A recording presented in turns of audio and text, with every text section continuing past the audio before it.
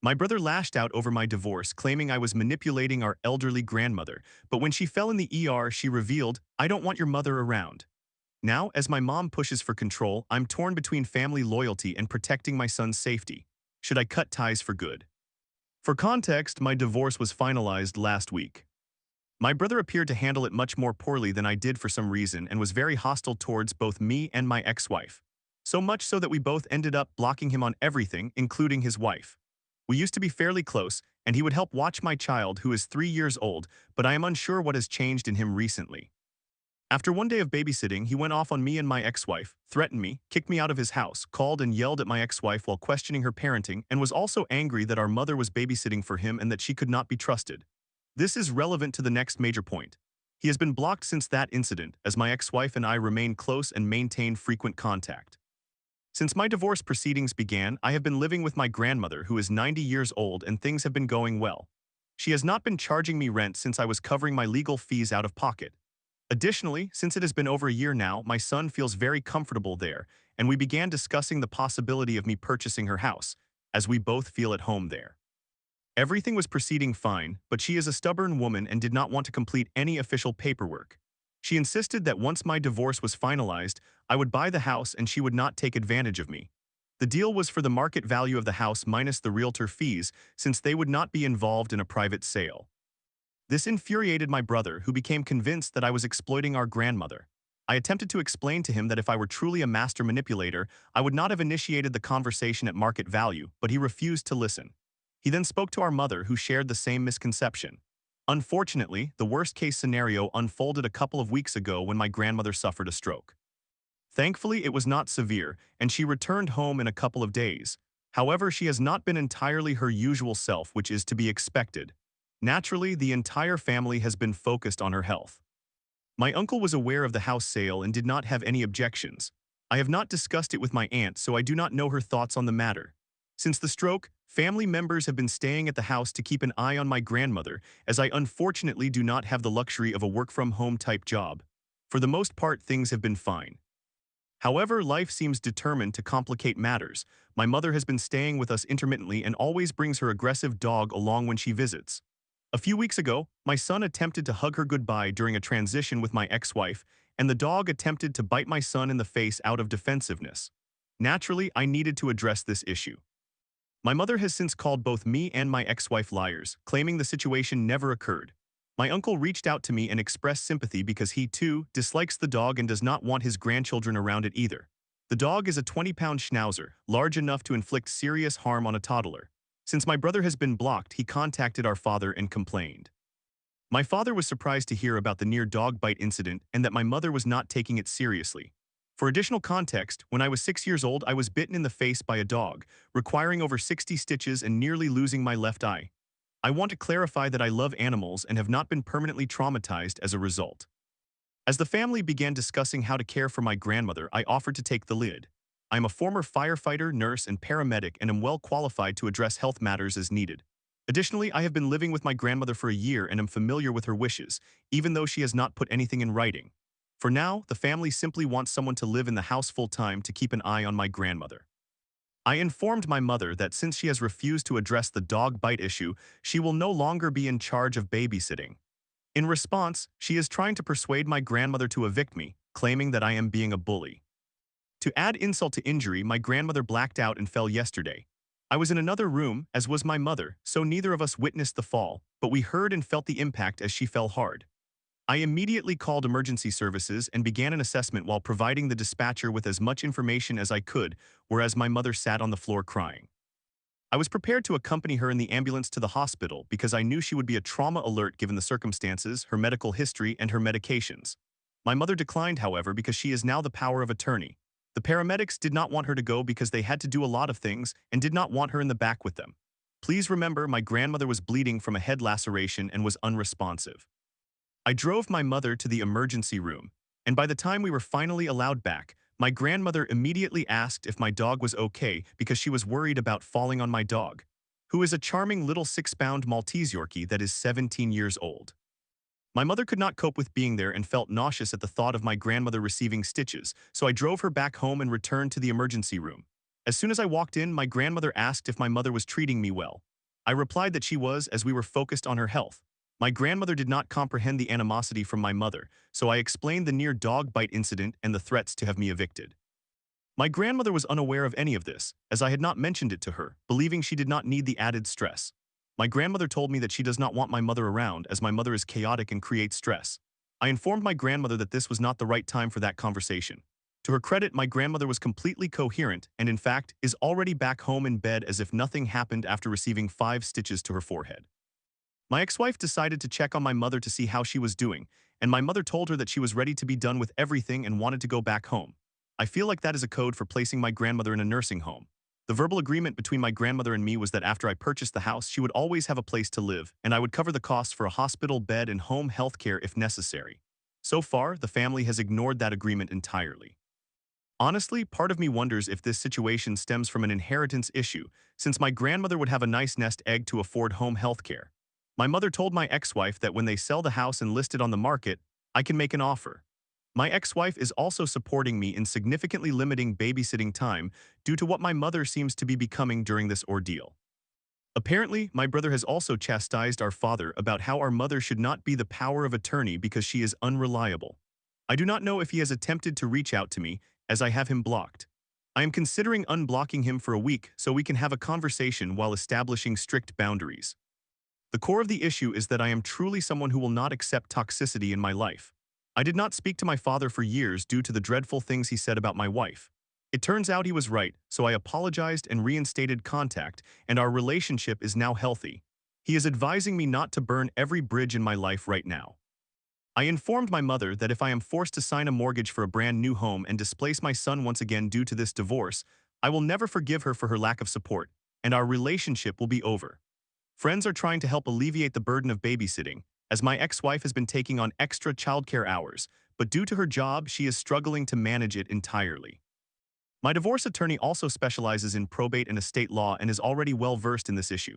I genuinely believe that I might have to sue my mother soon regarding my grandmother's well-being. My father feels that could be excessive, but I told him that after what my grandmother said to me in the emergency room, I cannot in good conscience overlook that information. I was present from start to finish during her hospital stay, so I can confirm she was completely cognizant. I cannot prove it, but I know it. My father is supporting me in this matter. I am not sure if I am prepared for this. I feel as though my social life was disrupted during the divorce, and after dealing with that loneliness, I am now rebuilding a solid social circle. I am uncertain if I have the energy to fight my family for my home and my grandmother's care, because if I have to move out and purchase a new home, my deal with my grandmother will fall apart, as her ability to afford home health care was dependent on the financial cushion from the house transfer. However, my grandmother has been a constant in my life for 40 years and has supported me unconditionally through all of my mistakes. My mother and brother seem to dwell in my past and hold stories from my 20s against me. I am waiting for a call from my attorney, hopefully tomorrow, to determine my next steps. No solution feels straightforward. Even if I move out and acquire my own place, I could distance myself from the drama, but that feels like abandoning my grandmother. If I do not secure power of attorney, I fear home health care will not be available for her, as she explicitly does not want to go to a nursing home. I work full-time, managing the responsibilities of being a single father, and I am currently trying to complete my master's degree. I recognize that I cannot assume full-time responsibility for her well-being, yet no one appears to be heeding my proposed solution. Where do I go from here? Story 2. My fiancé and I, once the perfect couple, hit a wall after our son was born. I feel like a parent, I cried, as he only cleans when I nag. Meanwhile, my postpartum pain has left me in agony. Can we ever find our way back to understanding each other? We have been together for 5 years. We are usually quite good at working through disagreements and communicating with each other, but recently we have come to a significant halt, and I do not know how to move forward. This will be a lengthy post, and I apologize in advance. We have been together since we were 14. We have had arguments, but have always excelled at communicating and resolving our issues. We were initially living with my mother, but after I became pregnant, we purchased a house, moved in, and prepared to welcome our little boy in October of 2024. I had an extremely difficult labor, and ever since then, I have struggled to use the bathroom without experiencing excruciating pain that brings me to tears on the floor. I would prefer to go through labor 10 times over than to face this every time I need to use the bathroom. This has led to complications with my ability to stand for extended periods due to the pain that follows. I find it difficult to move around quickly, and it has generally affected the quality of life one would expect from an otherwise healthy 19-year-old. I cannot claim that these issues are directly related to the doctors, but it would be quite a coincidence if they were not. I have autism. I appreciate structure, routine, and order. My fiancé has attention deficit hyperactivity disorder. He embodies chaos with energy and unpredictability erupting at any moment. Our recent discussions have centered around the following points. 1. I feel that I cannot talk to him about my feelings or any issues I may have for fear that it will be turned around on me, making me the one at fault. His explanation for this is that he is not trying to assign blame, he is simply expressing his own concerns. 2. I cannot tolerate that he only raises any issues when I am attempting to discuss my feelings. I do not want to suggest that I am innocent, but I feel that if they bothered him as much as he claims, he should have voiced them earlier or, ideally, at any other time. Why do these concerns arise only when I am trying to be heard? 3. He does not communicate anymore. He has mentioned on multiple occasions that he does not understand why I am so upset all the time, as he believes that when he has an issue, he usually keeps quiet and moves on. Where has our communication gone? 4. He only takes action on the things I ask when I am already irritated. For instance, I could ask repeatedly for him to help with the cleaning, and he will not comply, but the moment I express my frustration and say, "Fine, don't bother," he suddenly wants to jump in and take on the role of a housekeeper. 5. As mentioned earlier, I have autism, and a significant concern for me is loud noises, especially screaming. I know, great idea to have a child. However, I have been managing well with our son. There are times when it truly becomes overwhelming for me and I need my fiancé to take him for a short while. Whenever my fiancé is with him and needs to do something, I take our son without hesitation. But whenever I need a break, instead of taking our son into another room, he sits beside me attempting to put our son to sleep. I would understand if he were tired, but that is not always the case, which often results in me having to remain in the kitchen until our son settles down. Again, I have difficulty standing for long periods, making this quite uncomfortable. Or in the rare instance that my fiancé does manage to get him to sleep, it lasts 5 minutes. By that time, my fiancé has returned to what he was doing, and I find myself back at square one. 6. I feel like a parent. I explain to him that I have noticed he only cleans when I nag him. I understand that he is forgetful and that cleaning may not be at the forefront of his mind as it is for me. I emphasize that I am not so much annoyed by this as I would simply appreciate not having to chase him to do a household chore from time to time. My love language is acts of service, and if my fiancé could take an extra chore off my plate by quickly cleaning something, that would mean so much to me. However, needing to nag for it undermines the intention behind acts of service. He really did not like the last point, as he felt I was dismissing his forgetfulness and the disorganization that often accompanies his attention deficit hyperactivity disorder. Despite being an organized mess, which is still a mess in my view, we agreed to a little challenge, though it was not an argument. We had a friendly bet to see who would be right in a situation where neither of us could agree. The wager was that he would have 1 week. Within that week, I would refrain from cleaning 2 rooms in the house: the living room and the kitchen, the rooms that constantly require attention and where I find myself chasing him to help. If at the end of the week those 2 rooms were kept clean, I would hang my head in shame and accept defeat. Now it is day 7. My living room looks like a nightclub at 4 a.m. after a group of intoxicated 18-year-olds have wrecked it and left.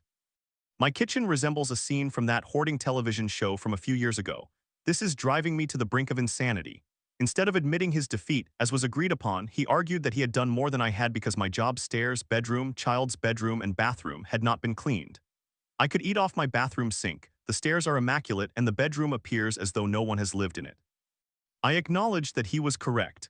I have not cleaned those areas precisely because I made the effort to keep them tidy so I would not have to spend hours a day tidying something that should have already been in order.